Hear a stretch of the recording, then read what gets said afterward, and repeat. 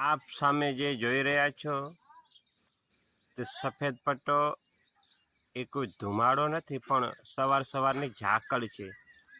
કચ્છની અંદર દરિયા કિનારો નજીક હોવાથી ખૂબ જ અવારનવાર આવી ઝાકળ આવે છે અને એકદમ ઘાટા પટ્ટા તરીકે આવે છે અને વળી આગળ જાય છે.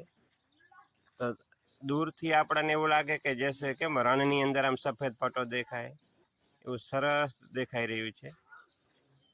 આજે આ તો ઓછી ઝાકળ છે, પણ ક્યારેક તો બહુ જ આવે છે, તો કંઈ જ તમે આર પાર ના જોઈ શકો એટલી ઝાકળ આવે છે. કચ્છમાં અહીંયા એને માખ કહે છે.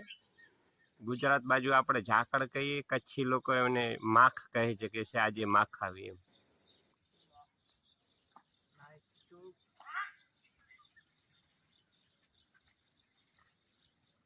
તો એકદમ પાણીનો ઝીણા બુંદોનો એક પટ્ટો હોય છે.